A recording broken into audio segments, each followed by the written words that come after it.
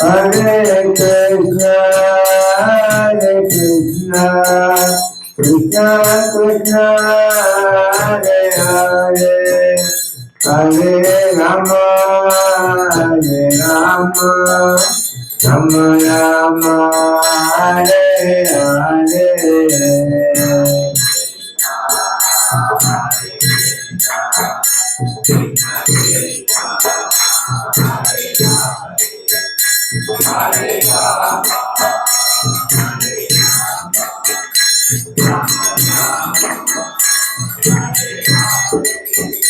Jaya Prabhupada, Jaya Prabhupada, Prabhupada, Jaya Prabhupada.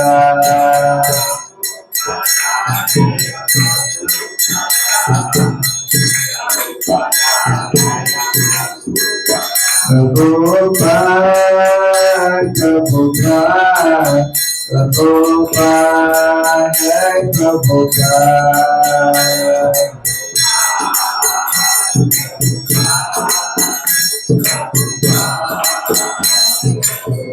Nitai Gaur Pramanande. Om Jnanatirandasya Jnananjano Salakaya Chakshurunmilitam Meno Tasmai Shri Gurave Namah. Shri Chaitanya Manobhishtam Sthapitam Yena Bhutale Swayam Rupa Kadamayam Dadati Supadantikam Vandeham Shri Guru Shri Tapadakamalam Shri Guru Vaishnavam Cha Shri Rupam Sangrajatam Sahagano Raghunatanvitam Sajivam Sarvaitam Savadutam Parijanasaidam Krishna Chaitanya Devam Shri Radha Krishna Padan Sahagana Lalita Trivisakanvitam Sya He Krishna Karuna Sindhu Dinabandhu Jagatpate Gopisa Gopika Kanta Radha Kanta Namostute Tapta Kanchana Gaurambi Radhe Vrindavaneshwari Vrisabhano Sude Devi Pranamami Haripriye Vanchakalpatarubhyascha Kripa Sindhubhyayevecha Patitanam Pavanebhyo Vaishnavibhyo Namo Namah. Jai Shri Krishna Chaitanya Prabhu Nityananda Shri Advaita Gadadhara Srivasadi Gaura Bhakta Vrinda Hare Krishna Krishna Krishna Hare Hare Hare Rama Rama Rama Hare Hare. Vande Nantar Bhuteshwaryam Shri Chaitanya Mahaprabhu Nichopyat Prasarashat Bhakti Sastra Pravartaka. இன்றைய தினம் பகவானுடைய அனுகிரகத்தினாலும் பக்தர்களின் அனுகிரகத்தினாலும் நமக்கு இன்னொரு வாய்ப்பு கிடைத்துள்ளது. அனைவரும் ஒன்று சேர்ந்து பகவானுடைய புகழாரங்களை காது கொடுத்து கேட்டு பகவானுடைய திருநாமத்தை ஆனந்தத்துடன் ஆடி பாடி வாழ்வினிலே மகிழ்வுற்று பகவானுடைய திருவடியை பெறுவதற்கு இந்த சத்சங்கம் நிகழ்வு மிக மிக சாதகமாக இருக்கின்றது. நமக்கு முக்கியமாக பிரபுபாதாவின் கருணையினால் நமக்கு இந்த அரிய வாய்ப்பு கிடைத்திருக்கின்றது. பொதுவாக ஒரு வைஷ்ணவன் பக்தனாக ஆகுவதற்கு அவ்வளவு சுலபம் கிடையாது. நம்முடைய சாஸ்திரத்தில் எடுத்துரைக்கப்பட்டுள்ளது.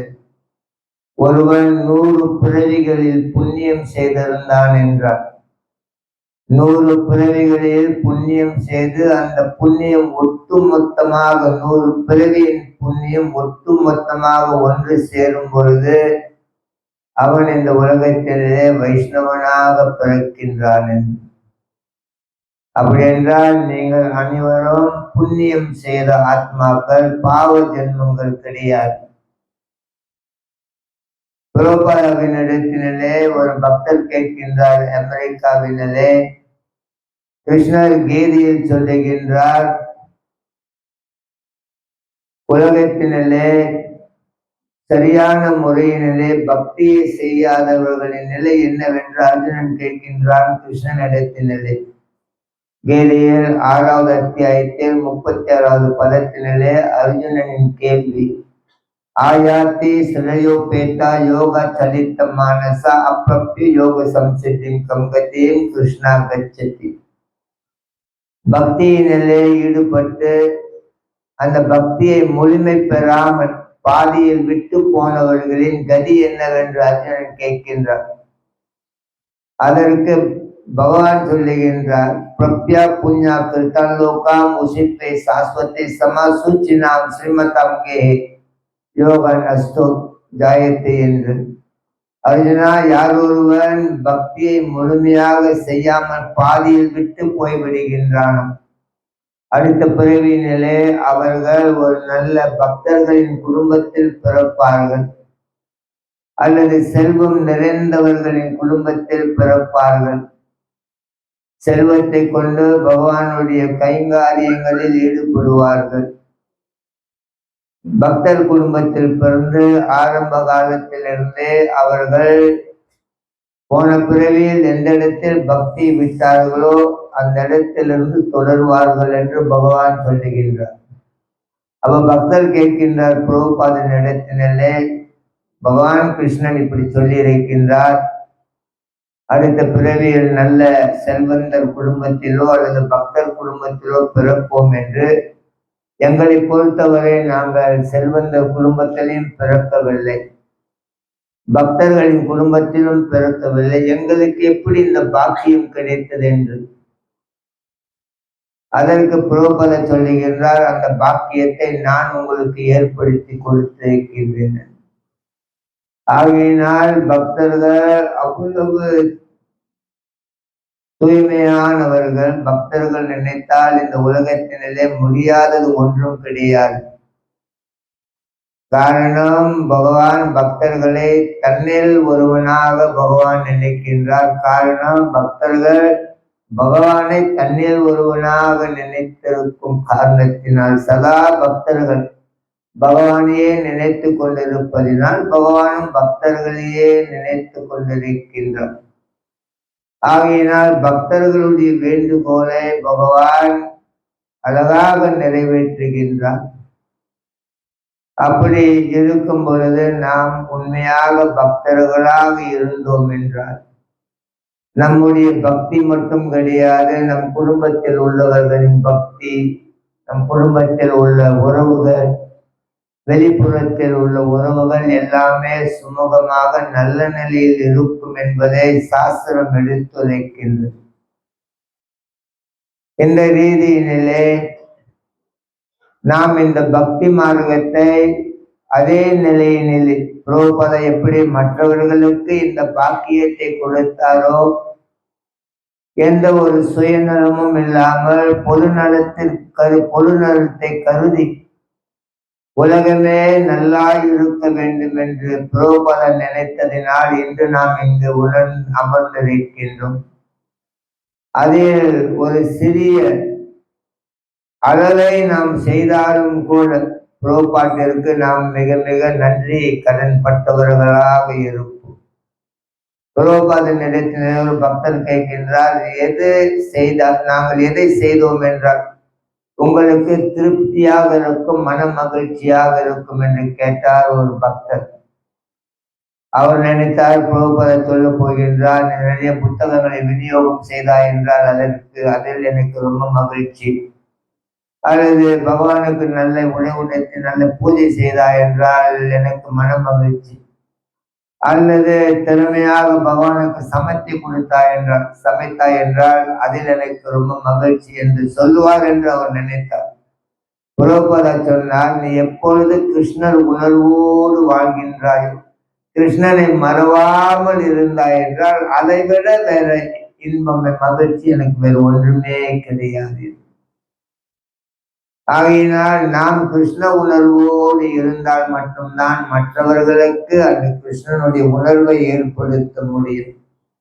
நமக்கே அதில் சந்தேகம் ஏற்பட்டு நம்பிக்கை இல்லாமல் இருந்தோம் என்றால் எல்லாவற்றையும் நாம் அறையும் குறையுமாக செய்து கொண்டிருப்போம். ஆகையினால் பிரபுபாதாவின் கட்டளையை நாம் ஏற்றுக்கொண்டு நாம் இந்த முயற்சியில் ஈடுபட்டிருக்கின்றோம். ஏன் இவ்வளவு தூரம் நாம் ஒரு இடத்தை எடுத்து அதை வாங்கியோ வாடகைக்கு எடுத்தோ நாம் மக்களை இங்கே அழைக்கின்றோம், நிறைய பேருக்கு சமைத்து பிரசாதம் கொடுக்க முயற்சிக்கின்றோம். ஏன் நாம் இவைகளை எல்லாம் செய்ய பார்க்கின்றோம் என்றால் நாம் பிரபுபாதாவிற்கு இந்த இயக்கத்திற்கு கடமைப்பட்டிருக்கின்றோம். நம்முடைய வாழ்வு ஏதோ தெரிந்தோ தெரியாமலோ நாம் இந்த உலகத்திற்கு வந்திருந்தால் பிரபுபாதாவின் வைஷ்ணவர்களின் கருணையினால் நமக்கு இந்த பாக்கியம் கிடைத்திருக்கின்றது. இந்த உலகத்தில் மனிதனாக பிறந்த நாம் எப்படி மனிதனாக வாழ வேண்டும் என்பதை பற்றி, காரணம் நிறைய பேர்களுக்கு இந்த உலகத்தினிலே எப்படி வாழ வேண்டும் என்றே தெரியவில்லை. பிரவர்த்திம் ச நிவர்த்திம் ச ஜனானார் விதூர் ஆசுரனா சௌச்சம் நா பிதா சாரோனா கஷ்டம் தேசு வித்தியத்தை என்று 16வது அத்தியாயத்தில் 7வது பதத்தில் பகவான் எடுத்துரைக்கின்றார். உலகத்தில் பிறந்தவர்கள் எதை செய்ய வேண்டும் எதை செய்யக்கூடாது என்று தெரியவில்லை. எது தூய்மையானது எது அசுத்தமானது என்று தெரியவில்லை. எது சத்தியம் எது சத்தியமில்லை என்று தெரியவில்லை. அசத்தியம் அப்பிரதிஷ்டமே. உலகத்தில் பிறந்தவர்கள் இந்த உலகத்தினிலே எந்த ஒரு அஸ்திவாரமும் கிடையாது, கடவுளே கிடையாது என்று நினைக்கின்றார்கள்.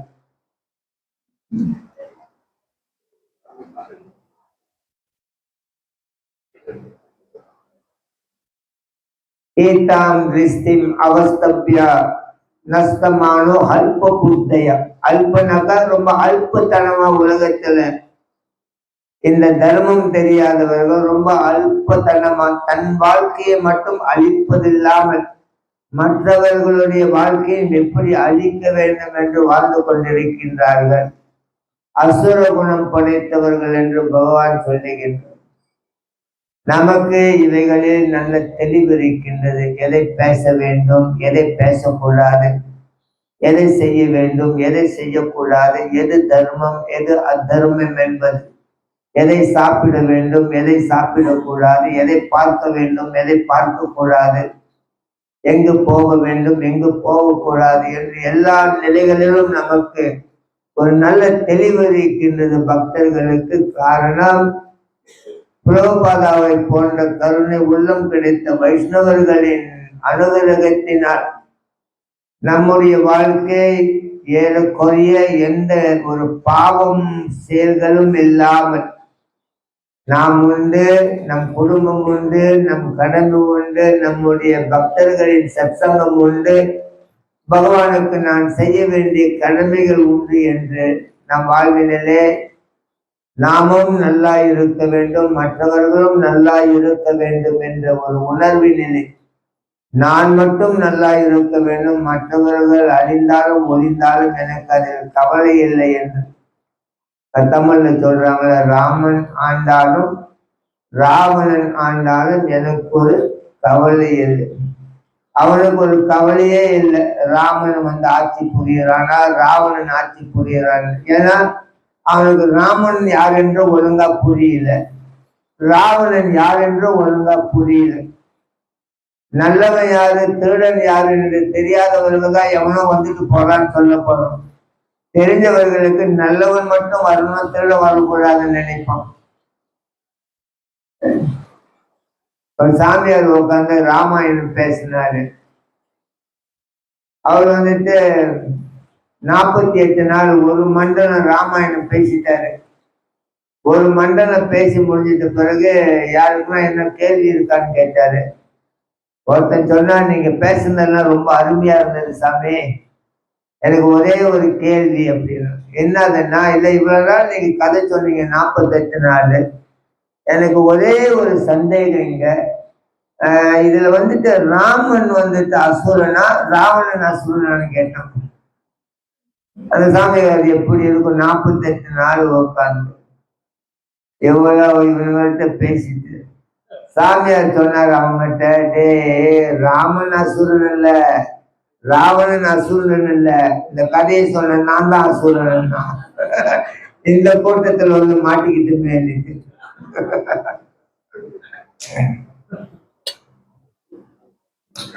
அம்மாடி, சில பக்தர்கள் எவ்வளவு காலம் இருந்தும் உண்மையான தர்மம் என்ன, புரோபாதவனுடைய உண்மையான கட்டளை என்ன, எதற்காக இந்த இயக்கத்தை அமைத்திருக்கின்றார்?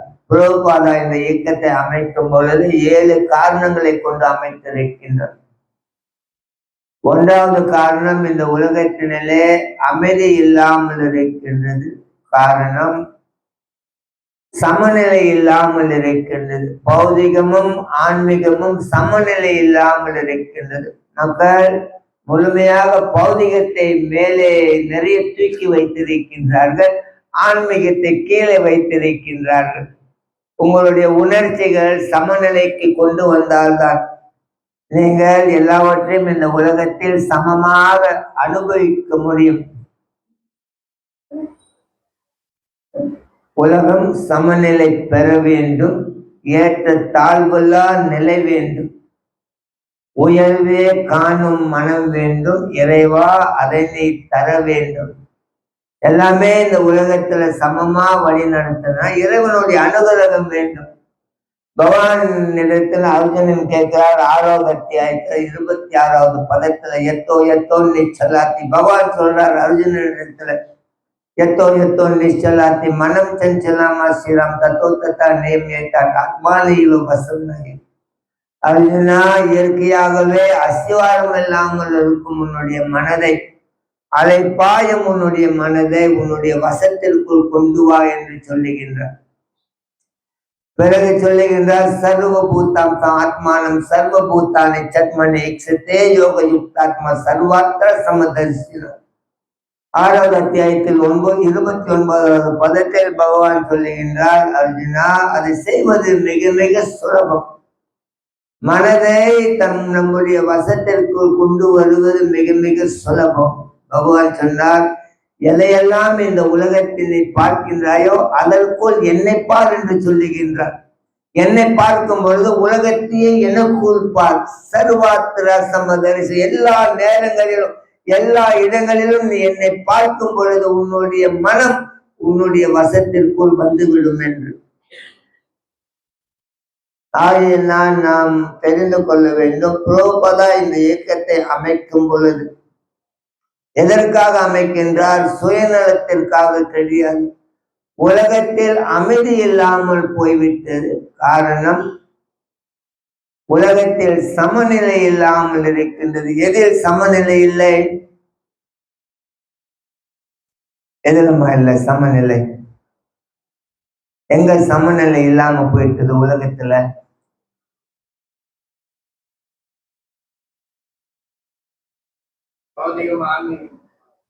பௌதிகமும் ஆன்மீகமும் சமநிலை இல்லை.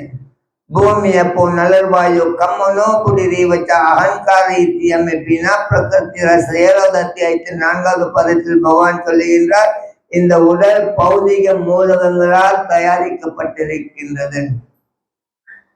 अपरेयम त्वमितस्त्वन्यम प्रकृति विधिमेपरम जीवभूत महाभाவோய ஏதம் தரியத்தே ஜகதே லண்டில் என்ன சொல்ல, இதுக்குள்ள வந்து இன்னொரு ஆன்மீக சக்தி இருக்கு. பௌதிகம் ஆன்மீகம் கலந்ததுதான் இந்த உடல். இது வந்துட்டு இப்ப இம்பேலன்ஸ் வந்து சமம் இல்லாம இருக்கு இந்த இடத்துல. இப்ப உங்க கார் ஓட்டுறீங்க, எங்களா 2 டயர் வண்டி தானே தூக்கி இருக்காங்க, 2 டயர் கீழே இருக்கு, இப்படிதானே கார் ஓடும். சமம் இல்லையே. புறப்பட சொல்லுகின்றால் சமநிலை இல்லாத காரணத்தினால் அமைதி இல்லை. அந்த சமநிலையை உருவாக்குவதற்காக கிருஷ்ணனுடைய இந்த இயக்கத்தை உருவாக்குகின்றேன். Very important. 2வது அத்தியாயத்தில் 31வது பதத்தில் பகவான் சொல்லுகின்றார், சுயதர்மம் அப்படி சாவேக்கம் நாபிக்கம் பித்தும் அருகசி. அர்ஜுனா, உன்னுடைய சுவதர்மத்தை நீ செய், இல்லை என்றால் மக்கள் உன்னை அவதூறாக பேசுவார்கள் என்று. சுவதர்மம் என்றால் என்ன? உடலுக்கு என்ன தேவையோ அதை நீ பார், உடலுக்குள்ள இருக்கும் ஆத்மாவுக்கு என்ன தேவையோ அதை நீ செய் என்று சொல்லுகின்றார். ரொம்ப சுலபமான வாழ்க்கை முறை, சுலபமான பயிற்சி. கிருஷ்ணனுடைய இந்த இயக்கத்தின் பயிற்சி ரொம்ப சுலபம். எப்படி? நம்ம வந்தோமா, நம்ம வேலையை பார்த்தோமா, போனோமா. ரொம்ப என்ன சொல்லியிருக்காரு? ஏதோ சமநிலை இல்லைன்னு சொல்லியிருக்காரு. அப்ப உங்களுக்கு அது புரியலையா? அப்ப தமிழ் தான் ஒரு பாட்டு பாடி இருக்காங்க. உலகம் சமநிலை பெற வேண்டும், ஏற்ற தாழ்வெல்லாம் நிலை வேண்டும், நிறைவே காணும் மனம் வேண்டும், இறைவா அதனை தர வேண்டும். இது உங்களுக்கு ரொம்ப புரிஞ்சிருக்குமே. உண்மையாக புரோபாட் சொன்னது நமக்கு புரியல. அப்ப இந்த ஒரு பாட்டு ஞாபகம் வச்சுக்கோங்க. காடியில போறீங்களே, உண்மையா நீங்க விண்டோ திறந்து காட்டில் உட்காந்து பக்கத்துல ஒருத்த உட்காந்து இருக்கா கார்ல, அவங்க கொஞ்சம் எஜிடேட்டர், கொஞ்சம் குழப்பமா இருக்கா, ஏதோ பிரச்சனை, டிராபிக் ஜாம்ல இவ்வளவு காடி, ரெட் லைட் இதெல்லாம் கதவு திறந்துட்டு, ஆனா உலகம் சமநிலை பெற வேண்டும், ஏற்ற தாழ்வெல்லாம் நிலை வேண்டும், நிறைவே காணும் மனம் வேண்டும், இறைவா அதனை தர வேண்டும். அந்த பாட்டு கத்துக்குதுண்ணே. எப்ப உங்களுக்கு வந்துட்டு மனம் வந்துட்டு பிரச்சனையா இருக்கும், இந்த பாட்டு நீங்களே பாடி கேட்டுக்குங்க. என்ன பிரச்சனை? நிறைவே காணும் மனம் வேண்டும், இறைவா அதனை இறைவன் தான் உங்களுக்கு அது தரணும். அது எப்படி முடியும்? எப்படி முடியாது? என்ன பண்ண நீங்க கரெக்டா என்ற பதில் சொல்லுங்க. பக்தியில இருந்தா அது பெரிய கதை, அது பக்தி கதை. சிம்பிளா ஒரு ஒண்ணு நான் சொல்லியிருக்கேன் இந்த இடத்துல. நிறைவே இருக்கணுமா என்ன செய்யணும்? அப்படி நான் சொல்லலையே, கிருஷ்ணர் சொன்னது நீங்க சொல்லணும். I did not say you must remember Krishna. See, this is the problem, you know. நம்ம போறோம், நம்ம பக்தர்களுக்கு எல்லாம் தெரிஞ்சிருச்சு, அவங்க ஒஃபெண்ட் பண்ணக்கூடாது. No. Chanting is there, but the secondary matter.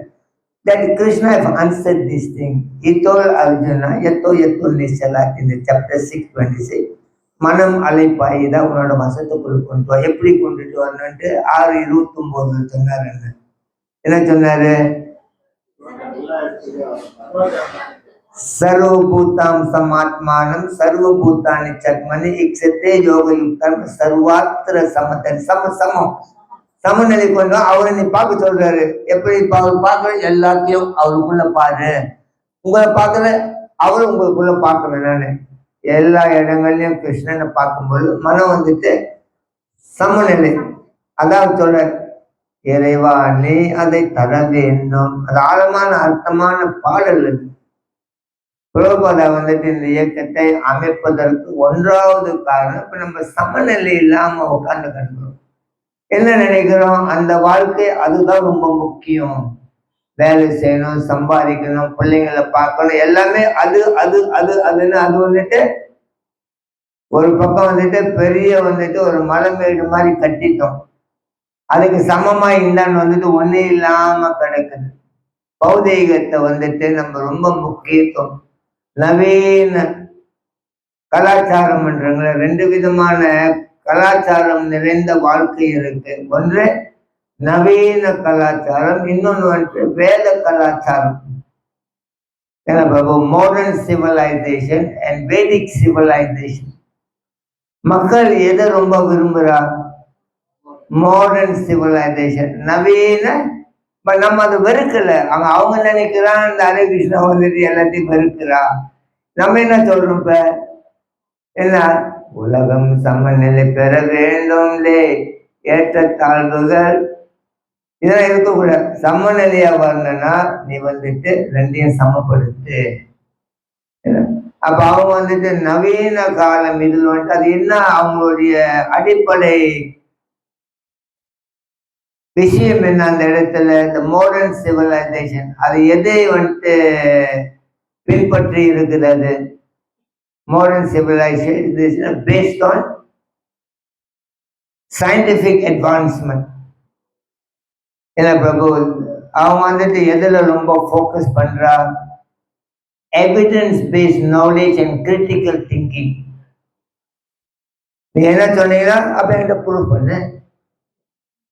உண்மையா கிருஷ்ணர் தாங்க முழு முதல்கள், ப்ரூவ் பண்ணலாம்.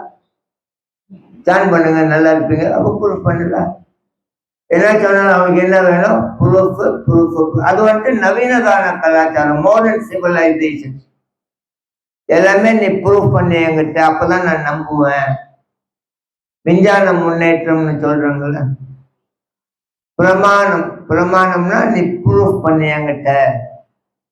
அதே பகவான் கீதையில 16வது அத்தியாயம் 23, 24 சொல்றார். யா சாஸ்திரா வெடி முஸ்டேச்ச வர்த்தத்தை காம காலத்தா யாசா சிலிம் அவக்னோத்தி நான் சுகம் நான் பரம்பத்தி. யார் ஒருவனுக்கு இந்த சாஸ்திரத்தில் நம்பிக்கை இல்லாமல் இருக்கின்றதோ அவனுக்கு வாழ்வினிலே இன்பமும் இருக்காது, வாழ்வின் லட்சியத்தையும் அவனால் அடைய முடியாது. 16:24 சொல்றார். தஸ்மாத் சாஸ்திரம் பிரமாணம் தே காரிய காரிய விவஸ்திதம் யத்வா சாஸ்திரம் விதானோக்தம் கர்ம கர்த்தம் யஹல் அசி என்று. அப்படி என்றால் என்ன நீங்கள் செய்தாலும் சாஸ்திரத்தை பிரமாணமாக வைத்தீர்கள் என்றார். சாஸ்திரம் தான் உங்களுக்கு ப்ரூஃப். அப்பா யாருன்னு எப்படி தெரியணும்? ஊர் எல்லாத்தையும் கேட்டுக்கிட்டு இருக்க முடியுமா? இந்த சத்து மலேசியா பஞ்சாப் ரெஜிஸ்டர் போய் கண்டுபிடிப்போம். உங்களுக்கு அது உண்மையா கிடைக்குமா? இருந்தது எவனா யாருன்னா அப்பான்னு பேர் எழுதியிருக்கலாம்ல. அப்ப அப்பா உங்களுக்கு தெரியணும், யாருக்கிட்ட கேட்கணும்? அம்மா கிட்ட தானே கேட்கணும். வேதம் வந்துட்டு அம்மா தாய். அப்ப இவங்களுக்கு வந்து நவீன கால மக்களுக்கு தெரியல. உங்களால எதையும் ப்ரூவ் பண்ணி எவனும் உங்களுக்கு உண்மையை கொடுக்க முடியாது. காரணம், இந்த பிரமாணம்னு வரும் பொழுது 3 விதமான பிரமாணம் இருக்கு ப்ரூவ் பண்றது. ஒன்று வந்துட்டு பிரதேக்ஷா, இன்னொன்று அனுமானம், இன்னொன்று வந்துட்டு சப்த பிரமாணம். பிரதேக்ஷனாக்கா நான் சொந்தமா கண்டுபிடிச்சிக்குவேன். எனக்கு தெரியும், நீ போயிட்டு வா. எது இருந்தாலும் நானு எனக்கு எல்லாமே தெரியும், நீ வாய் முடிஞ்சு உட்காரு. அது பிரதேக்ஷம். நல்லதா கெட்டதா? உங்க பிள்ளைங்க அப்படி சொன்னா நீங்க என்ன சொல்லுவீங்க? பாருமாரா துமுறு பிடிச்சி அப்படி பேசுது நாய், நான் தான் வளர்த்து விட்டேன், அப்படித்தானே சொல்லுவோம். அப்ப வந்துட்டு இன்னொன்னு அனுமானம். அவன் சொல்றான், இவன் சொல்றான், எவ்வளோ கண்டுபிடிச்சு என்னமோ பேசணும். இல்ல நீங்க ஒண்ணு சொல்றீங்க, உங்க பிள்ளைங்க அவன் சொல்றான், இல்ல அவன் பேச்சு கேட்க மாட்டான். அங்கிள் சொன்னாரு, தாத்தா சொன்னாரு, பாட்டி சொன்னாரு. நீங்க எப்படி இருப்பீங்க? என் மனச்சாம்பிரானே, உன்னை பத்தி நான் தான் உன்னை வளர்த்து போட்டேன், என் பேச்சை கேட்காத அவன் பேச்சு கேட்கறேன். சரிங்களா? இல்ல போன வருஷம் இந்த காலத்துல வந்துட்டு மாங்காய் சீசன் தெரியுமா? ஒரு அனுமானம். இந்த வருஷத்துல அதே நேரத்துல இப்ப சில பேர் சொல்றாங்க, இப்ப வந்துட்டு மழை காலமே இல்லையே, ஏன் மழை அடிக்குது? அந்த காலத்துல என்ன சொல்லுவோம்? மழை காலம். மக்கள் வந்துட்டு இன்னும் அவங்களுக்கு அந்த ப்ரூஃப் எங்க இருந்து எடுக்கணும்னு தெரியல. ஒரு அரசன் வந்துட்டு அவன் வந்துட்டு இன்னைக்கு மீன் பிடிக்க போகணும்னு நினைச்சான். அப்ப அவன் இடத்துல அவனோட மந்திரி இருக்கான். அவன் வந்துட்டு இன்னைக்கு இந்த வானிலை எப்படி இருக்கும், மழை வருமா மழை வராதெல்லாம் கண்டுபிடிச்சு சொல்றாங்க. அவன்கிட்ட கேட்டான். அவன் சொன்னான் இன்னைக்கு மழையே வராதுன்ட்டான். ஸோ அரசன் வந்துட்டு மீன் பிடிக்க போயிட்டான். போற வழியில இன்னொரு மீனவன் அங்கிருந்து வரான். சரிங்களா? அவன் கழுதையை கூட்டிக்கிட்டு வரான். அப்ப அரசன் கேட்டா எங்க இருந்து வரேன்ட்டு, ஒரு மீன் பிடிச்சிட்டு வரேன். அப்ப நீங்க எங்க போறீங்கன்னு கேட்டான் அவன். அந்த மீனும் அரசன் சொன்னா மீன் பிடிக்க போறேன்ட்டு. அப்ப அவன் சொன்னா, சாமி பெரிய மழை வர போகுது, இங்க வந்திருக்கீங்களா என்ன? அப்புறம் சொன்னா, இது என் மந்திரி சொன்னா இன்னைக்கு மழைலாம் வராதுன்ட்டு, வானிலை எல்லாம் ரொம்ப தெளிவா நல்லா இருக்குது. இல்லை சாமி இன்னைக்கு மழை வர போகுதுன்னா. இவன் நம்பல, அவன் போயிட்டான், அரசனும் போயிட்டான். ஒரு நேரத்துல பெரிய மழை. அப்புறம் திரும்பி அரண்மனைக்கு வந்தான். அவனுடைய அரண்மனைக்கு நம்ம படிச்ச மந்திரி வந்துட்டு மழை வராதுன்னா அந்த கழுதை கூட்டிட்டு போனோம் மழை வரும்னு சொல்லிட்டு அவன் சொன்னதானே நடந்துச்சு. அப்ப அவனை கூப்பிட்டான் வாடா எங்கன்னுட்டு. எப்பறம் அவனுக்கு தெரியும்னா நான் படிச்ச மந்திரியே வந்துட்டு மழை வராதுன்னா நீ மழை வரும்னு மழை வந்துருச்சேன்ட்டு. சாமி இது ரொம்ப கஷ்டம் இல்ல, நான் கழுதை பாருங்க அந்த ரெண்டு காலு கீழே ரெண்டு காலு கீழே தொங்க போச்சுன்னா மழை வரும். அன்னையோட அந்த அரசன் வந்துட்டு மந்திரி தூக்கி வெளியே போட்டு 10 கழுதி வச்சான். சத்து மலேசியா 232 மந்திரி உட்காந்துருக்கால கழுத மாதிரி. சரிங்களா? அவனுக்கு தெரியல. பிரமாணம்னு வரும்பொழுது எனக்கு ப்ரூஃப் பண்ணுன்னு வரும்பொழுது உன் சொந்த புத்தியும் பாய்க்க முடியாது, அந்தாண்ட சொல் புத்தியும் பாய்க்க சொல்றாங்கல்ல, காதால் கேட்பதும் போய் கண்ணால் பார்ப்பதும் போய் தீர விசாரிப்பது. அந்த மூன்றாவது இருக்குங்கள சப்த பிரமாணம், அதிகாரபூர்வமான இடத்துல இருந்து அந்த அந்த வாக்கு வருது இல்ல, அத பகவான் சொல்றார் 4வது அத்தியாயத்துல 33வது பதத்திலிருந்து சொல்றார். திரவ்யாஸ்ரயா திரவ்யா ஸ்ரேயான் திரவ்யா மயா யக்யா ஞான யக்யா பரந்தபா சர்வ கர்மக்கிலம் பார்தா ஞானம் சமபஸ்ரிதி. அர்ஜுனா, வெறுமனே எல்லா வேலைகளையும் செய்வதை விட அறிவுடன் செய்வதுதான் சிறந்தது. With knowledge you must act everything with knowledge. அறிவோடு எல்லாத்தையும் செய்யணும். பக்திக்கு வரும், அறிவோடு பக்தி செய்யணும். ஒரு 4 பேர்கிட்ட பேசுறோம், அறிவோடு அந்த பேச்சு வழி நடத்தும். பகவான் சொல்ற அதுதான் பெஸ்ட். எல்லாமே அறிவுக்குள்ள அடங்கி இருக்குது அர்ஜுனா. பிறகு சொல்றார் 4:34 தற்படி பிரணிபாத்தேன பரிபிருஷ்ணேன சேவையா உபதேசந்தித ஞானம் ஞானினா தத்துவ தரிசினா. இந்த அறிவை பெறுவதற்காக அறிவை பெற்ற அதிகாரப்பூர்வமான ஆன்மீக குருவை நாடி எல்லாவற்றையும் அறிந்த அந்த ஆன்மீக குருவுக்கு சேவை செய்து அவரிடத்திலிருந்து இந்த ஞானத்தை பெற்றுக்கொள். யக்ஞான புனர்மோகம் ஈவம் யாசிசி பாண்டவா ஏன பூத்தானி அசிஷ்யானி திஸ்மயி ஆத்மனி அதோமயி. 4:35 பகவான் சொல்ற அர்ஜுனா, யார் ஒருவன் அதிகாரப்பூர்வமான குருவிடமிருந்து ஞானத்தை பெற்றுக் கொள்கின்றானோ மறுபடியும் அறியாண்மை என்னும் இந்த உலகத்தில் அவன் பிறப்பெடுக்க போவது கிடையாது. அப்பீச்சே ரசி பாப்பேபியோ சர்வபியோ பாப்ப கிருத்மனஹா. யார் ஒருவன் இந்த ஞானம் என்னும் படகில் உட்கார்ந்திருக்கின்றானோ அவன் பிறப்பும் இறப்பும் என்னும் சம்சார கடலை தாண்டுகின்றான். யதாயுதம் ஸ்ரீ சம்மிதோ அக்னேர் பஸ்மசாட் குருத்தி அர்ஜுனா.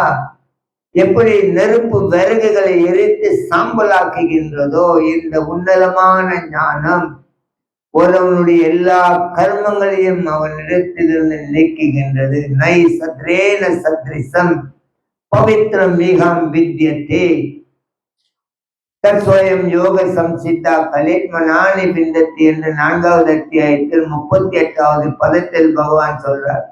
இந்த பகவத்கீதை உன்னத அறிவை தவிர உலகத்தில் பவித்திரமானது வேறு ஒன்றுமே கிடையாது என்றார்.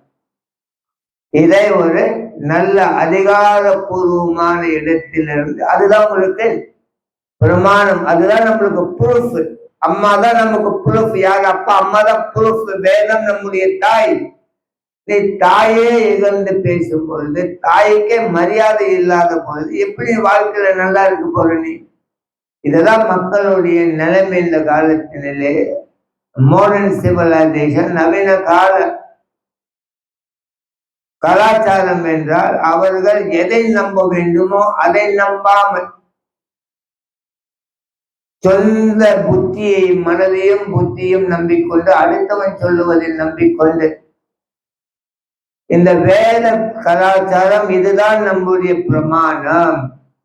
ஜன்மானி எஸ்யதான் நோயாட் இதரத்தோ சார்தோ அபிக்யா ஸ்வராட் என்று ஸ்ரீமத் பாகவதம் 1வது காண்டம் 1வது அத்தியாயம் 1வது பதத்தினிலே வியாசதேவர் அழகாக சொல்லுகின்றார். இந்த ப்ரூஃப், இந்த பிரமாணத்தை பகவானே முதலில் பிரம்மாவுக்கு கொடுத்திருக்கின்றார். பிரம்மா படைக்கப்பட்டு பிரம்மாவுக்கு என்ன செய்யணும்னு தெரியல. நான் யாரு, எங்க இருந்து வந்த, எதற்காக வந்திருக்குன்ட்டு பிரம்மாவுக்கே புரியல. அதான் வேதம் சொல்லுது முதல் வரி, அதாத்தோ பிரம்ம ஜிக்யாசா, இப்பொழுது நீ மனிதனாக பிறந்திருக்கின்றாய், அந்த பிரம்மத்தை பற்றி நீ தெரிந்து கொள். அசத்தோமா சட்டமாய தமாசிமா ஜோதிர்கமாய மிருத்யுமாமமிருதுங்கமாய ஓம் சாந்தி சாந்தி சாந்தி. நீ வாழ்வினிலே சாந்தம் பெற வேண்டும் என்றால், அமைதி பெற வேண்டும் என்றால், அசத்தோமா சட்கமா, தற்காலிகமான உலகத்தில் இருக்காது, நிச்சயமான உலகத்திற்கு வா. தமாசிமா ஜோதிர்கமா, அறியாண்மை என்னும் வாழ்வில் இருக்காது, அறிவு நிறைந்த வாழ்க்கைக்குள் வா. மிருத்யுமாம் அமிர்துங்கமா, மறுபடியும் பிறந்து இறந்து பிறந்து இறந்து பிறந்து இறந்து இந்த உலகத்திலே வாழாது, நிச்சயமான வாழ்க்கைக்குள் நீ வரும் பொழுது ஓம் சாந்தி சாந்தி சாந்தி என்று நாம் சிரமப்பட்டு தேடிக்கொண்டிருக்கும் இந்த சாந்தம் சுலபமாக நம்மளுக்கு கிடைத்துவிடும். என்ன செய்தோம் என்றால், என்ன செய்தா நமக்கு வந்துடும்? இது சொல்லுங்க, என்ன செய்யணும்? இப்ப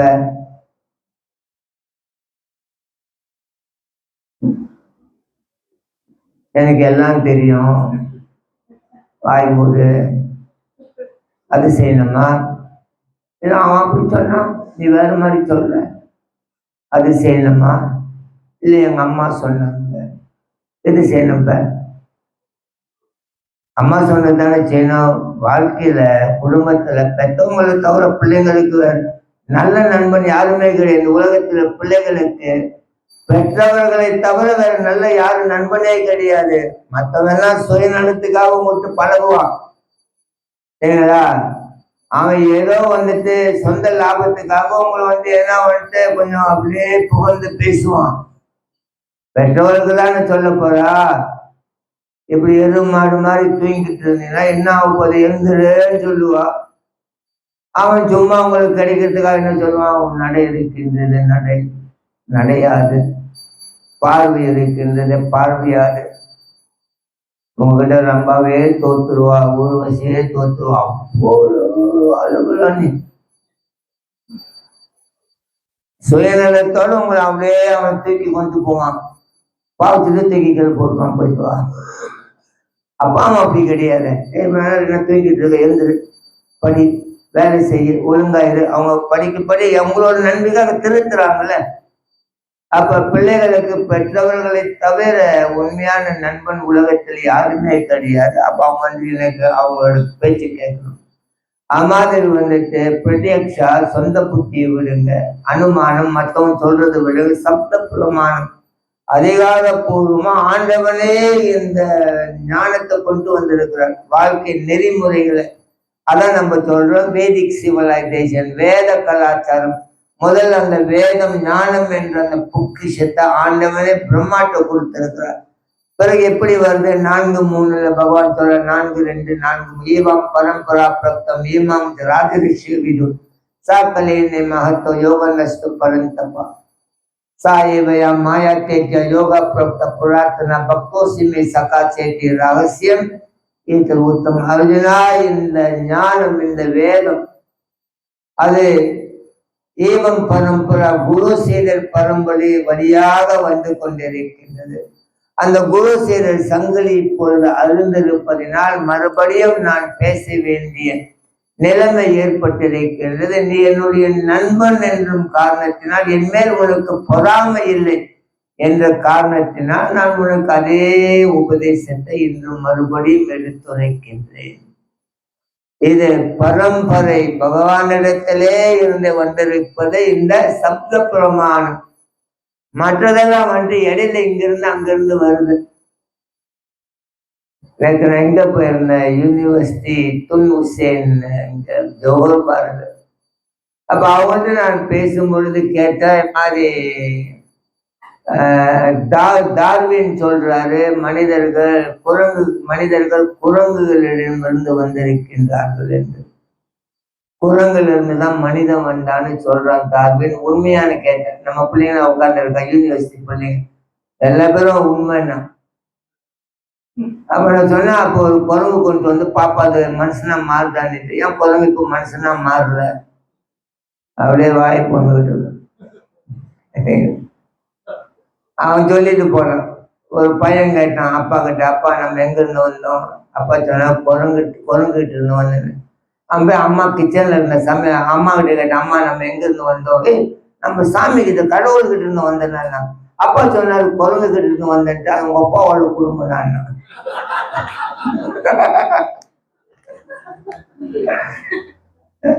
ஏன்னா அவருக்கு ஒவ்வொரு வித்தியாசமான கதையை சொல்றான். பிக் பேங் தியரின்னு சொல்ற அவங்க விஞ்ஞானிகள் ஒரே மாதிரி எல்லா பேச்சும் கிடையாது. மாத்தி மாத்தி சொல்றான். மாறாம ஒன்று நிலைமையா ஒன்று இருக்கு, அது வந்துட்டு வேத ஞானம் உபதேசம். ஆகையினால முதல்ல நம்ம வந்துட்டு இந்த வேத ஞானத்தை ப்ரூஃபா எடுக்கணும். இந்த பௌதிக இந்த மாடர்ன் சிவிலைசேஷன் வந்துட்டு மற்றவைகள் அவங்க வந்துட்டு ஒரு ப்ரூஃபா எடுக்கிறதுனால லைஃப் அவங்களோட வாழ்க்கை வந்துட்டு தலைகீழியா கிடக்குது. நம்ம வாழ்க்கைய வந்துட்டு நல்ல செழிப்பா நேர்மையா நல்ல தெளிவா இருக்கு. பக்தர்கள் தெளிவு தானே. நீங்க சிகரெட் குடினா நம்ம குடிப்போமா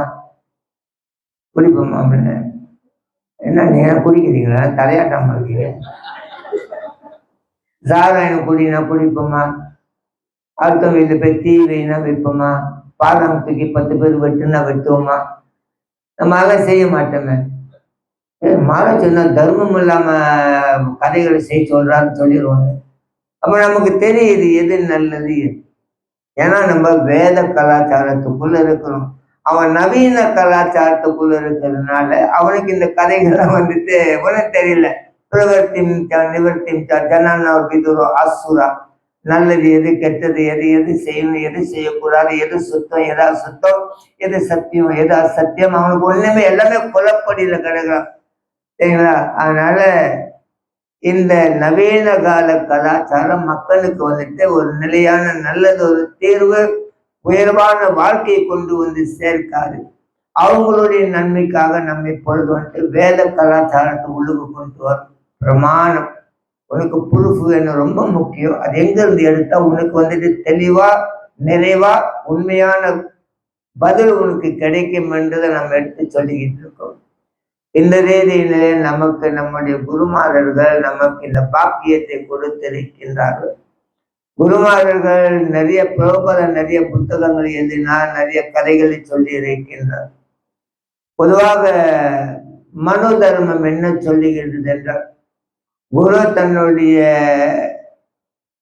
உபன்யாசங்கள் எல்லாம் பல காலம் எல்லாம் செய்து முடித்த பிறகு குருகுல நீங்க போய் சேர்ந்து ஒரு குருகுல வாழ்க்கையை ஏற்றுக்கொண்டு குருகுலத்துல படிக்கிறோம். படிச்சு எல்லாம் முடிச்சுட்டு நம்ம வீடு திரும்ப போகும் பொழுது நம்ம கடைசியா ஒரு முறை குருவனுடைய காலில் விழுந்து நன்றி சொல்லி மறுபடியும் குருகுலம் வாழ்க்கத்தை முடிஞ்சிட்டு போகும் பொழுது குரு வந்துட்டு 20 கட்டளையை கொடுக்கிறாருன்றது மனு தர்மன் சொல்றோம். வெரி இம்பார்ட்டன்ட், ரொம்ப முக்கியம். இதுக்கு முன்னால் நீங்க நிறைய படிச்சீங்க. உலகம் எப்படி படைக்கப்பட்டது, யாரால் படைக்கப்பட்டது, அது எப்படி இயங்கிக் கொண்டிருக்கின்றது, அது யாரால் அழிக்கப்பட போகின்றது, அழித்த உடனே அது என்ன ஆகும், நிறைய நம்ம படிச்சோம். அப்ப தூக்கிட்டு போகும் பொழுது ஏதாவது ஒரு முக்கியமான ஒரு சாரத்தை கொண்டு போகணும்ல. அப்ப குரு வந்துட்டு 20 கட்டளை கொடுக்குற, இவ்வளவுதான் படிச்ச, கடைசியா நான் உனக்கு இது சொல்ல, இது மட்டும் நீ செய்கின்றார். இந்த 20 நீ செய்கின்றார். ஒன்றாவது எப்பொழுதும் உண்மையே பேசுங்கள்னு சொல்றார். ஒன்றாவது. இரண்டாவது எப்பொழுதும் தர்மத்தின்படி வாழுங்கள். எப்பொழுதும் தர்மத்தின்படி வாழ வேண்டும். எப்பொழுதும் தர்மத்தின்படி வாழுங்கள். மூன்றாவது, கற்ற கல்வியை எந்த காரணத்தை முன்னிட்டும் விட்டு விடாதீர்கள். நம்ம நிறைய அங்க கத்துக்கிட்டு இருக்கிறோம். எந்த காரணத்தை முன்னிட்டும் எனக்கு ரொம்ப கஷ்டமா இருக்கு, எனக்கு ரொம்ப பிரச்சனை இருக்கு விட்டுக்கூடாது. மூன்றாவது அவருடைய வேண்டுகோள், கற்ற கல்வியை எந்த காரணத்தை முன்னிட்டும் விட்டு விடாதீர்கள். நான்காவது, என்னுடைய கட்டளையை எப்பொழுதும் மறந்து விடாதீர்கள்.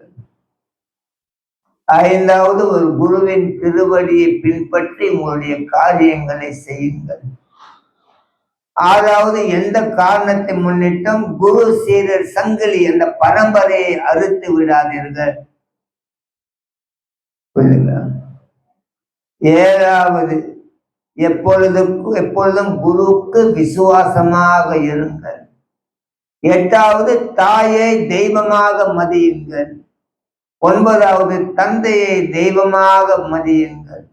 பத்தாவது, வீட்டுக்கு வரும் விருந்தாளிகளை தெய்வமாக மதியுங்கள். 11வது, ஆசானை குருவை தெய்வமாக மதியுங்கள். 12வது, எப்பொழுதும் நன்மை தரும் செயல்களை மட்டும் செய்யுங்கள். 11வது, எந்த காரணத்தை முன்னிட்டும் தீய செயல்களில் ஈடுபடாதீர்கள். 12வது, நல்ல பண்புகளை வளர்த்துக் கொள்ளுங்கள். 13வது, உண்மையிலிருந்து என்றுமே விலகாதீர்கள். 14வது, தானம் செய்யுங்கள். 15வது, சக்திக்கேற்ப உங்களுடைய தானம் செய்யுங்கள். 16வது, கருவம் இல்லாமல் எதிர்பார்ப்பு இல்லாமல் உங்களுடைய தானத்தை செய்யுங்கள். 18வது 19வது, உங்களுக்கு இதில் ஏதாவது சந்தேகம் இருந்தது என்றால், நம்ம நிறைய விஷயங்களை செய்துகிட்டு இருக்கோம், ஏதாவது சந்தேகம் இருந்தது என்றால், புரியவில்லை என்றால் சான்றோர்களை நாடுங்கள். சான்றோர்கள்னா நம்முடைய பெரியவர்கள். பெரியவர்னா யாரு? ராமர் அழகா சொல்றார். ராமருடைய காலத்துல அவருடைய காட்டுல வந்து ஒரு ஆந்தைக்கும் ஒரு கழுகுக்கும் சண்டை. அந்த ஆந்தை வந்துட்டு ஒரு வீடு கட்டிருச்சு, அது கூண்டு கட்டிருச்சு. ஒரு 3-4 நாள் அது அங்க விட்டு போயிடுச்சு. இந்த கழுகு வந்து அதுல உட்காந்துருச்சு, இது என்னோட வீடு. ராமர் சொன்னாரு, நீங்க இப்படியே சண்டை போட்டீங்கன்னா பிரச்சனை தீராது. அவர் சொன்னார், எந்த பிரச்சனையை தீர்ப்பதற்கு ஒரு சபை வேணும். அசம்பிளி, இப்ப நம்ம கோர்ட்டுக்கு போறோம்ல, ஒரு சபை வேணும். சபைன்னு இருக்கும் பொழுது அதுல பெரியவங்க உட்கார்ந்து இருக்கணும். பெரியவங்கன்னு இருக்கும் பொழுது அவங்க தர்மத்தோடு இருக்கணும். தர்மம்னு வரும் பொழுது போய் பித்தலாட்ட இருக்கக்கூடாது. பிரபு அவர் சொல்றார். பிறகு சொல்றார், தர்மம் தெரிந்தும் தர்மம் பேசாமல் இருந்தா நீ அதர்மவாதின்னு தெரிஞ்சுக்கணும்னு சொல்ற. அதான் புரோபாத் பிரச்சாரம் செய்யும் சொல்ற. உங்களுக்கு தெரிஞ்சிருக்கு, நீங்க தெரிஞ்சது சொல்லாம போயிட்டீங்கன்னா அவங்களுக்கு உங்களுக்கு சமம் கிடையாது. இல்ல மகாராஜ், அவன் சொல்றதான் கேட்க மாட்டான். புலப்பாட் சொல்ற, ஒரு 20வது மாடியில ஒரு பைத்தியங்காரன் நிக்கிறான், குதிக்க போறேன்னு நிக்கிறான். இப்ப நீங்க அங்க போயிட்டீங்க, அவன் நான் குதிக்க போறேன் 20வது மாடியில. இப்ப நீங்க என்ன செய்யணும்? குதிக்காதல ஐயா, குதிச்சுன்னா செத்தவன் நீங்க சொல்லணும்ல. அவனை குதிக்க போறேன். இப்ப நீங்க சொன்ன குதிக்காதலா செத்துறவன்ட்டு அவங்க பேச்சு கேட்கல. புறப்பாடு சொல்ற, அவன் குதிக்க போறாரு, நீங்க இப்ப என்ன செய்யணும்? குதிக்காதுன்னு சொல்ல, நீங்க பைத்தியம் என்ற. புரியுதுங்களா? அது மாதிரி உங்களுக்கு தெரிஞ்சிருக்கு விஷயம், தெரிஞ்சிருந்தீங்கன்னா நம்ம யாரு? வசுதேவ குடும்பம், எல்லாமே நம்மளோட குடும்பம். அது தலகணம் பிடிச்சு பைத்தியம் பிடிச்சு குடும்பத்தை விட்டு ஓடிட்டு போய் நடுத்தருவில் குடும்பத்தை எதிர்த்து நிக்கிறது. அந்த சனியனுக்கு நல்ல காலம் வராது. அதனால குடும்பத்தோட அது இணைக்கணும் அப்படின்றத. தர்மம் தெரிந்தவர்கள் தர்மம் தெரிந்தும் பேசாமல் போய்விட்டார்கள் என்றால் அவர்கள் அதர்மவாதிகளுக்கு சமம் என்று ராமர் சொல்றார். மாதிரி நமக்கு ஒரு சபை இருக்கு, இஸ்கான். அந்த சபையில பெரியவங்க வந்து ஜிபிசி உட்கார்ந்து இருக்கிறாங்க. அவங்களுக்கு தர்மம் எது அதர்மம் எது என்பது அவர்களுக்கு தெரியும். ஆகையினால் நம்ம அவர்களிடத்துல ஆலோசனை கேட்கணும். நான் வந்துட்டு செய்ய பார்க்கிறேன், சிரமமா இருக்கு, செய்ய முடியல, எனக்கு இந்த சந்தேகம் அந்த சந்தேகம் இருக்கு. அதனால மனு தர்மன் சொல்ற, உங்களுக்கு இந்த தர்ம பாதையில சந்தேகம்னு ஒண்ணு வந்துருச்சா, கொஞ்சம் ஏதோ குழப்பம்னு ஒண்ணு வந்துருச்சா, யாருக்கிட்ட போகணும்? இந்த கனிஷ்ட டிவோட்டி இன்னொருத்தர் இருக்கிறான். அவன் நான் என்னது நான் கோயிலுக்கு போனேன், எவனுமே என்ன பார்க்கலப்பாங்க. நான் கோயிலுக்கு போனேன், யாருமே என்னை பார்த்து சிரிக்கல. நான் கோயிலுக்கு போனேன், யாருமே என்ன சாப்பிடுன்னு சொல்லல. கோயிலுக்கு போனேன், எனக்கு மரியாதை இல்லை. நான் என்னது. அவங்ககிட்ட போயிட்டு நம்ம வந்துட்டு கேட்கக்கூடாது. எனக்கு இது கொஞ்சம் குழப்பமா இருக்கு. அவங்களும் குழப்பி விட்டுருவான். அதான் சொன்னாங்களா அவனுங்க நம்பாதீங்கன்ட்டு. அவனே நம்புறீங்க நீங்க? போனீங்க உங்க பக்தி பார்த்துட்டு வாங்க, அவனை நம்பாதீங்க. எப்படி அப்படி இருக்க முடியும்? இப்ப பேங்க் போறீங்க, பேங்க நம்பலன்னா எப்படி நீங்க காசு அதுக்குள்ள போட போறீங்க? நம்பினாதானே உங்களுக்கு போட முடியும். உண்மையா இல்லைங்களா? உலகமே வந்துட்டு ஏதோ ஒரு நம்பிக்கையில் தானே ஓடிக்கிட்டு இருக்கு. அதான பக்திவனோட ठाकुर பாடுறார், நாதியாகோ துர்மனே நித்யானந்த மாறாங்க, நாதியாகோ துர்மத்தில் நித்யானந்த மகாஜான் கடை ஒன்றை திறந்து வைத்து இறை நாமம் விற்கிறார். நம்பிக்கை வேண்டும், இதை சொல்ல நம்பிக்கை வேண்டும். காசு பணம் தேவையில்லை, நம்பிக்கை ஒன்று போதும். அந்த நம்பிக்கை நம்ம கிட்ட வரணும். கீதையில 9வது அத்தியாயத்துல 3வது பதத்துல பகவான் சொல்ற, அஷ்டா தடான புருஷா தர்ம சிசை பரந்தப்பா அப்பிரபியமாம் நிவர்த்தந்தி மிருத்து சம்சார வரித்மனி. இந்த பக்தி பாதையில் இருந்து கொண்டு நம்பிக்கை இல்லாமல் இருந்தாய் என்றால் மறுபடியும் இந்த பூலோகத்திற்கு திரும்ப வேண்டும். ஆகையினால நம்மளோட கதைகள் எல்லாம் தூக்கி ஒரு ஓரத்துல போட்டுட்டு என்ன செய்யணும்? இப்ப புரோபாதோட கதை ஒண்ணு இருக்குங்கல்ல. புரோபாதோட கதை என்ன? ஏன்னா முதல்ல எதுக்காக இது உருவாக்குறாரு இந்த இயக்கத்தை? புரோபாட் மிஷன் இருக்குங்களே, நம்ம மிஷன் ஒரு பக்கத்துல தூக்கி போட்டு புரோபாட்டோட இலக்கு லட்சியம் ஒன்று இருக்கு. அது என்னது? உலகம் சமநிலை பெற வேண்டும், ஏற்ற தாழ்வெல்லாம் நிலை வேண்டும், நிறைவே காணும் மன வேண்டும், கிருஷ்ணா அதை நீ தர வேண்டும். நிறைவு வரணும்னா கிருஷ்ணனுடைய அனுகிரகம் நமக்கு வேணும். ஓகே, அதோட அந்த இலக்குக்கு நம்ம பாடுபடுவோம். உலகமே நல்லா இருக்குன்னு நினைக்கணும். ஏன்னா உலகத்துக்குள்ள நீங்க ஒருத்தரா இருக்கிறதுனால உலகம் நல்லா இருந்தா நீங்க நல்லா இருக்க போறீங்க. அந்த ரீதியில நமக்கு இந்த பெரிய பாக்கியம் கிடைத்திருக்கின்றது. அதை நாம் நல்ல முறையில் பயன்படுத்தி கொண்டு ஆனந்தமாக தொடர்ந்து பக்தியை செய்ய வேண்டும் என்று நான் வேண்டிக் கொண்டு, நீங்கள் ஒரு நாள் வந்துட்டு 1 மாசம் வராம உட்கார்ந்து இருப்பீங்க, ஒரு நாள் வந்துட்டு 6 மாசம் காணாம போயிடுவீங்க. அப்படிலாம் பக்தி செய்ய முடியாது. அடிமேல் அடி அடித்தால் அம்மியும் நகரம் என்றாங்க. வியாபிச புத்தி ஏக்காஹா குருநந்தன 2வது அத்தியாயத்தில் 41வது பதத்தில் பகவான் ஏக்கான ஒரே ஒரு கவனம் இருக்கணும். எப்படியாவது நான் பக்தியில சிறப்பா வரணும். அதுக்கு யார் ஒரு உதாரணம்? அதற்கு அர்ஜுனன் ஒரு உதாரணம். அர்ஜுனன் கிட்ட இருந்து நம்ம ஒண்ணு கத்துக்கணும். நான் துரோணாச்சாரியர் சொல்றார், மரத்த மேல குருவி இருக்கு, அம்பு விடுன்றார். ஆனா அந்த அம்பை எங்க விடணும்? அந்த கண்ணை பார்த்து விடுன்றார். எல்லாம் ஒருத்தரா வர, என்னத்தை பார்க்கிற? எனக்கு முழு குருவியே தெரியுதுன்னா நீ முடியாது நகருன்னு. துரியோதன எனக்கு முழு குருவியே பார்வைக்கு தெரியுதுன்னா. ஆனா நீ எதை கவனம், எங்க போக்கஸ் போகணும், எந்த இடத்துல அம்ப விடணும்? அப்ப கண்ணு தெரியும். முழு குருவியே நீ பார்த்தீங்கன்னா எப்படி விட போற? எல்லா பேரும் வரா, எல்லாத்தையும் வாழை பார்க்கறா, தலையை பார்க்கறா, காலை பார்க்க, எல்லாமே சொல்றா. அர்ஜுனன் வந்தப்ப கேட்கிற, என்ன தெரியுது அர்ஜுனா? கண்ணு மட்டும்தான் தெரியுது. அச்சன். அதனால அந்த அம்பு விடும் கலையில் அவரை விட சிறந்தவர் யாருமே கிடையாது. லெப்ட் ஹேண்ட் அவரால் செய்ய முடியும், ரைட் ஹேண்ட் செய்ய முடியும். எல்லோரும் தூங்குறா, அர்ஜுனன் ராத்திரி இன்னும் பிராக்டிஸ்ல இருக்கிறார். அதனால அவரை விட கவனத்தை வேறு யாராலும் கொண்டு வர முடியும். அதனால பகவான் அர்ஜுனனை தேர்ந்தெடுக்கிறார். அமாதிரி நம்மளுடைய ஏக்க புத்தி ஒரு வழியில் இருக்கும்போது எல்லாமே ஈஸியா உங்களுக்கு முடியுது. பல வழியில போகும் பொழுது பல கதைகள், பல குழப்பங்கள் உள்ளுக்கு வரும் பொழுது நம்ம ஹாப்பி இல்லாம உட்காந்துருக்கோம்.